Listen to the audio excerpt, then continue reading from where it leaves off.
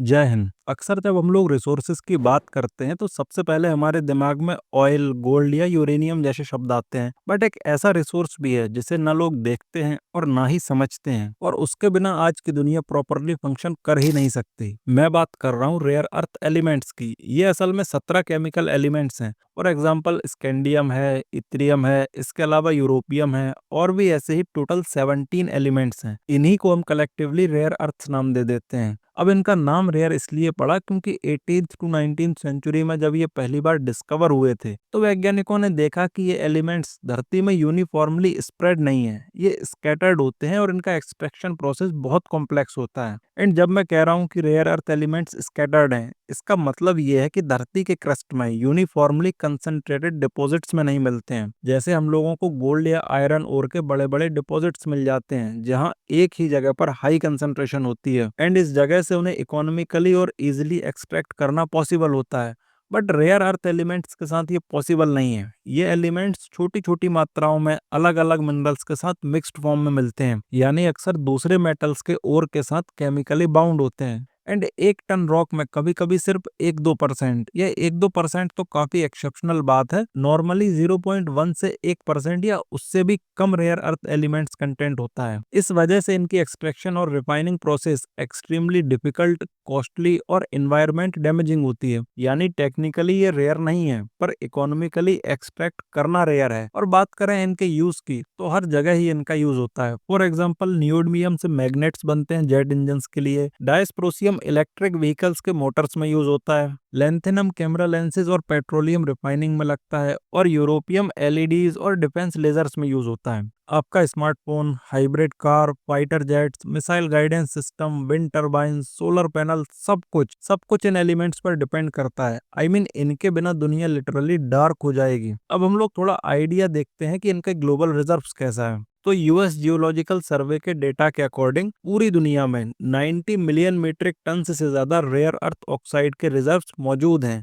और इसमें से सबसे ज्यादा चाइना के पास है, लगभग 44 मिलियन टन। फिर Vietnam 22 million, Brazil 21 million, Russia 12 million, और इंडिया के पास 6.9 मिलियन, यानी 7 मिलियन के आसपास रिजर्व्स हैं। लेकिन प्रॉब्लम ये नहीं है कि किसके पास कितने रिजर्व्स हैं, प्रॉब्लम ये है कि किसके पास प्रोसेसिंग और रिफाइनिंग कैपेबिलिटी है। और यही वो जगह है जहां से चाइना का इनविजिबल डोमिनेंस शुरू होता है। और इस डोमिनेंस की शुरुआत समझने के लिए हमें थोड़ा पीछे जाना पड़ेगा। तो बात है 1980s की, जब दुनिया पॉल्यूशन और एनवायरनमेंट पर फोकस कर रही थी। तब चाइना ने क्वाइटली एक अलग गेम खेला। बाकी देश माइनिंग बंद कर रहे थे, बट चाइना ने बोला हम कर लेंगे। चाइना ने एनवायरमेंटल रिस्क को एक लॉन्ग टर्म इन्वेस्टमेंट समझा। जहां दुनिया क्लीन एयर के पीछे भाग रही थी, उस टाइम चाइना क्लीन मोनोपोली बना रहा था। अब इसका रिजल्ट ये हुआ कि सन 2000 के आसपास चाइना ने वर्ल्ड के 97% रेयर अर्थ सप्लाई चेन पर कब्जा कर लिया। देखो यहाँ ध्यान से समझना, यहाँ मैं सिर्फ माइनिंग की बात नहीं कर रहा हूँ। माइनिंग के साथ रिफाइनिंग, प्रोसेसिंग और एक्सपोर्ट्स तक पूरा कंट्रोल चाइना के पास था। और इसमें रिफाइनिंग ही सबसे क्रिटिकल स्टेज होती है, जहाँ एनवायरमेंटल वेस्ट और केमिकल बाय प्रोडक्ट्स बनते हैं। ये एक तरह का डर्टी वर्क था जिसे वेस्ट आउटसोर्स करके भूल गया, और चाइना ने उसी में अपना एम्पायर खड़ा कर लिया। और अब स्थिति ये है कि अगर यूएसए एक मिसाइल बनाए, जापान एक ईवी लॉन्च करे, या यूरोप एक विंड टरबाइन बनाए,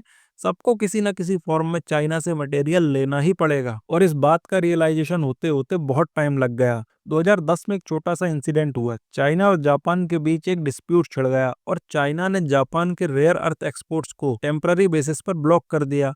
बस इतना करते ही ग्लोबल मार्केट्स में रेयर अर्थ प्राइसेस 300 से 400% तक बढ़ गए। जापान की कई फैक्ट्रीज रुक गईं, यूएस कंपनीज पैनिक में आ गईं, इवन स्टॉक मार्केट में भी रिपल इफेक्ट आया। और तब दुनिया को समझ आया कि ये सिर्फ धातु नहीं, ये एक स्ट्रेटेजिक वेपन है। और ये रियलाइज होते ही अमेरिका ने तुरंत एक्शन लिया। कैलिफोर्निया के माउंटेन पास माइन को फिर से रीओपन किया गया। ये वही माउंटेन पास माइन थी जहां से 1950s और 60s में अमेरिका ने पूरी दुनिया को रेयर अर्थ सप्लाई किए थे। तब तक चाइना इस गेम में था ही नहीं। लेकिन 90s में जब इन्वायरमेंटल लॉस खड़े हुए और चाइना ने अपनी चीप सप्लाई से मार्केट फ्लड कर दिया, तब ये माइन बंद हो गई और अमेरिका ने सोचा कि ये रिसोर्सेज अब कभी प्रॉब्लम नहीं बनेंगे। इसके अलावा यूएस ने क्रिटिकल मिनरल्स स्ट्रेटेजी लॉन्च की, यूरोपियन यूनियन ने रॉ मटेरियल्स अलायंस बनाया, और क्वाड कंट्रीज ने मिलकर क्रिटिकल मिनरल्स कॉर्पोरेशन की शुरुआत की। लेकिन प्रॉब्लम ये थी कि रेयर अर्थ्स निकालना तो आसान है, बट रिफाइन करना बहुत मुश्किल है। क्योंकि रिफाइनिंग में लगती है बड़ी मात्रा में एसिड और निकलता है बहुत सारा रेडियो एक्टिव वेस्ट। इस प्रोसेस के लिए हाई एंड केमिकल इंफ्रास्ट्रक्चर भी चाहिए, जो कि अब भी दुनिया का 80% से ज्यादा चाइना के पास ही है। मतलब रिसोर्स तो मिल गया, पर टेक्नोलॉजी और प्रोसेसिंग के बिना उस रिसोर्स की कोई वैल्यू ही नहीं थी। अब आप एक सेकंड सोचिए और बताइए कि जब आपके पास दुनिया के मिसाइल्स, ईवीज और चिप्स का रॉ मटेरियल हो,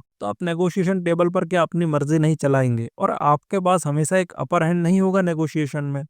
आप समझ पा रहे होंगे कि इसीलिए ट्रेड वॉर के टाइम भी चाइना ने इनडायरेक्टली सिग्नल दिया था कि अगर यूएस ने ज्यादा प्रेशर बनाया तो हम रेयर अर्थ एक्सपोर्ट्स रोक देंगे, जिससे green energy transition, semiconductor manufacturing सब कुछ कोलैप्स हो जाएगा। यही रीजन था कि यूएस ने 2020 के बाद सेमीकंडक्टर फैब्स में इमरजेंसी फंड इन्वेस्ट किया, क्योंकि वो चाइना पर ओवर डिपेंडेंट थे। तो यही है वो इनविजिबल वेपन जो चाइना ने बिना एक भी मिसाइल फायर किए बना लिया है। एनीवे, हमारे लिए इम्पोर्टेंट ये है कि इंडिया की क्या स्थिति है इस रेयर अर्थ की जियोपॉलिटिक्स में। देखो, इंडिया के पास भी रेयर अर्थ रिजर्व्स हैं, तो सवाल ये नहीं होना चाहिए कि भारत के पास रेयर अर्थ रिजर्व्स हैं या नहीं, क्योंकि वो तो हैं ही 6.9 million metric ton.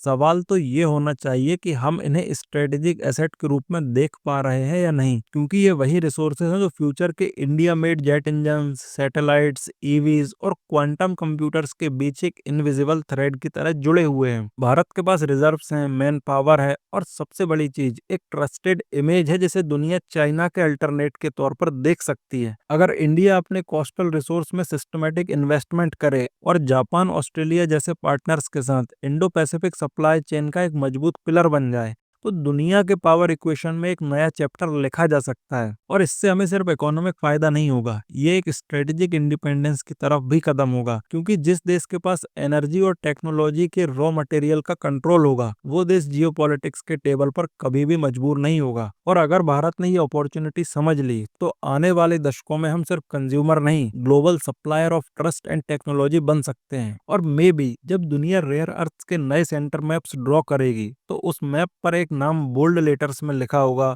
India, the democratic power of rare earth elements.